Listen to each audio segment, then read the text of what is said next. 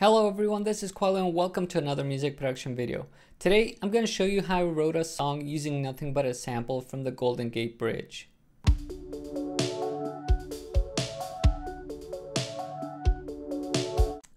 So this is my track. Right on the top I have the drums, percussion, kicks, hi-hats, snares. This wasn't part of the sample, this was something else, but almost everything under here came just from a sample of the Golden Gate Bridge. Now let's dig a little deeper into that. I'm going to open up my sampler, and right here we have this thing, sound, and I'm going to show you what it sounds like originally.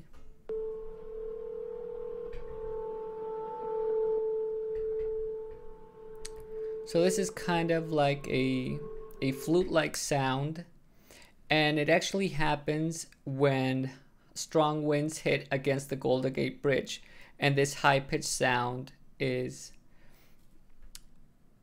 the result of that. So I thought it was pretty interesting, and since it's in tune and it's pretty stable, I thought I could use it as the base for new sounds and to create a song out of it. So let's start off with this, which is my first idea I had. It's a pretty simple arpeggio. I want to play it solo so you can hear it. And I think let's go back with this. Start again.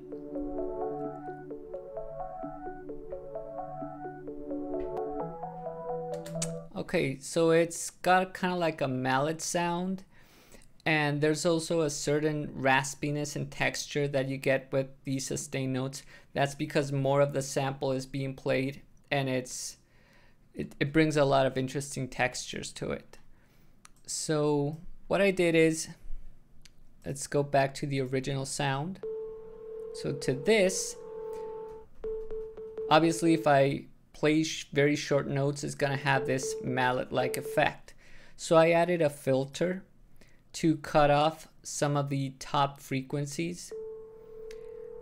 So there's a lot of hissing on the top. I don't know if you can hear it, but there's a lot of hissing that just goes away when you lower the filter. You just roll it off. But you don't want to roll it off too much so that it sounds muffled, So I just leave it there. And this is gonna be the base of the song, right? It's the ostinato that's gonna go throughout everything.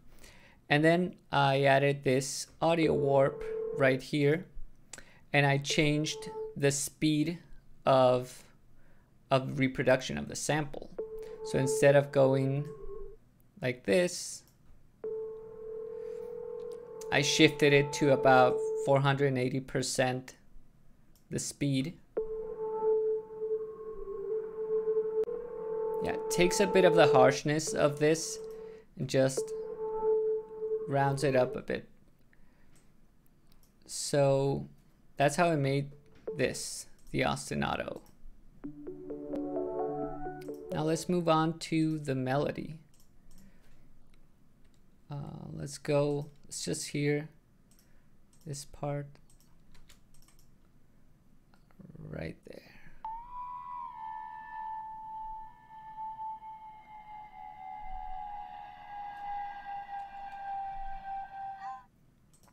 Okay, so it's not exactly a melody, but it's a melodic twist. Let's go to the sample of this. Okay, perfect. So for this, I didn't really do that much.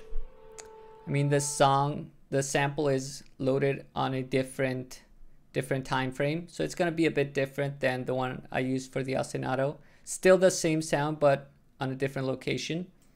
And I can change that, with this. I can set the sample start and end with this right here. I don't want to change it that much.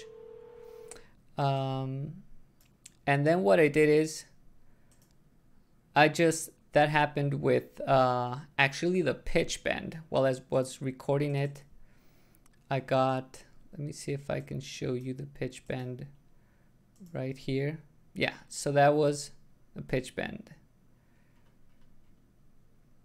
So I just pitched it up and down.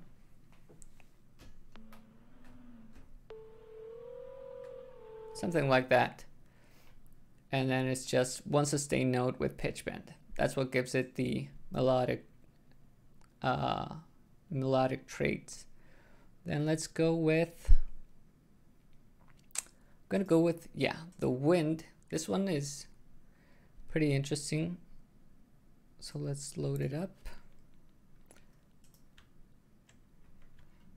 Okay, so now you probably can't hear that much, but what I did is, yeah, so this is all very, very low. Oh, wait. Okay, now we can hear. Perfect. Had it on mute. Okay, so what I have here is the reproduction is going, the playback is going back and forth. It's set on a loop mode, on alternate, so it goes up and down. So it doesn't have a harsh ending. And then, yeah, so what I did is I added a filter to this. Yeah, so now it's more muffled. If I had it way up there, I would have a lot more frequencies, but I set it to about 260 hertz, something like that.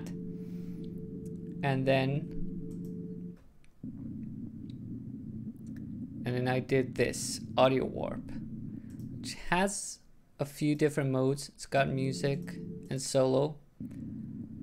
And the thing is, this lets you, when you hit the solo mode, this lets you play with the format.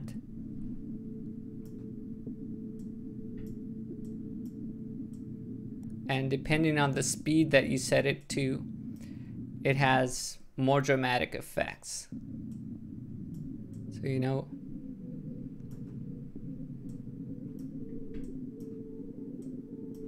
so just playing around with these knobs until I find something interesting. And what I did here is I actually wanted to make like the sound of wind.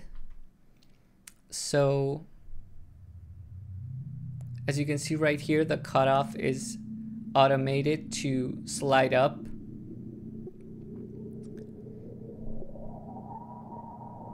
And now it sounds like howling wind because I've got the resonance way up there. Okay, perfect. So I've got the resonance way up there. So as the cutoff is sweeping through, you can hear these frequencies highly amplified. So that's what makes it kind of feel like it's coming up. Now let's move on to the bells. Let me see.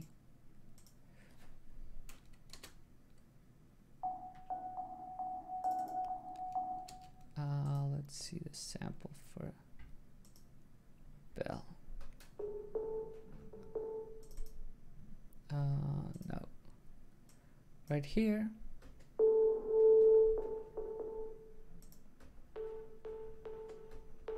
Yeah, so I didn't actually do that much. Just added a filter because I wanted to have that something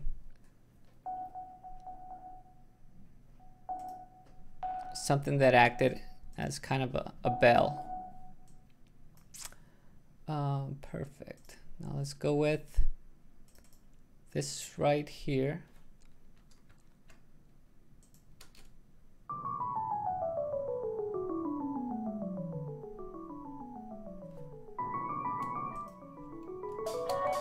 Okay, so this has some ping pong delay, and let's listen to, I'm going to deactivate this, bypass it, And then,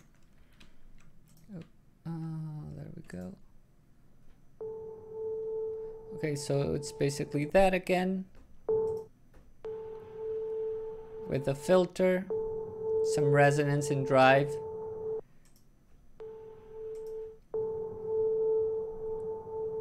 So one of the important things to notice about this is that the length of the note greatly affects the resulting sound, because you know this doesn't sound very much like a piano, but when you play it just in short stabby notes, oh, that kind of sounds more piano-like. But if you just sustain the note, it's kind of like a flute. So let's move on to this one right here. Let's see what this. Okay, this is very interesting. So we've got the original sound is this thing right here. So it's pretty much the same as everything else. But then I added this filter, this cutoff, and this time it's a high pass filter. So instead of filtering everything that's on top and leaving the lower end, I filtered this part and left all the high frequencies.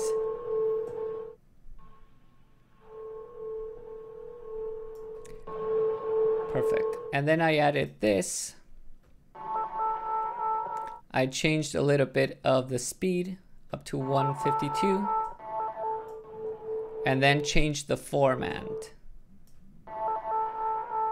So if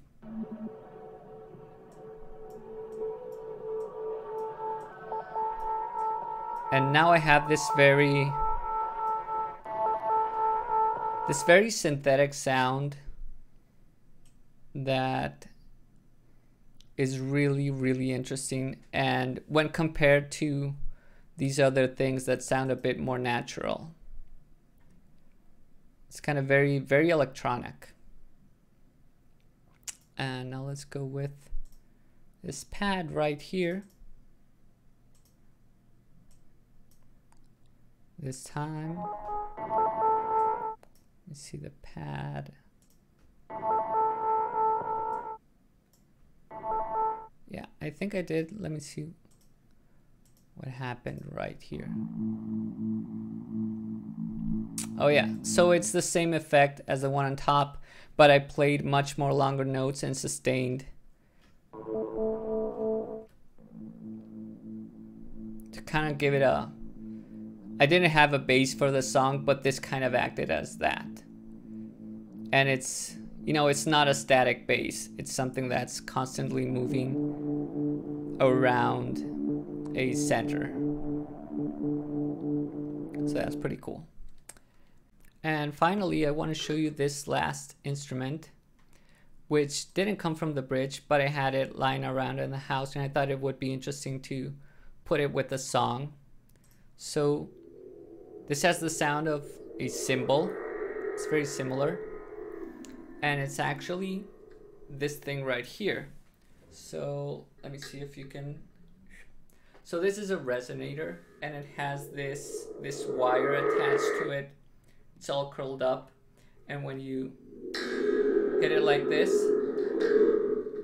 the mouthpiece kind of like does this wind or thunder-like effect, which I thought was really cool to go with the bridge because it's got this metallic thing and you kind of feel like those are the wires of the bridge, which I thought went really well with the theme of the song. So that was it for today. Thank you guys so much for watching. If you've enjoyed this video, please leave a comment below and remember to like and subscribe. See you in the next one.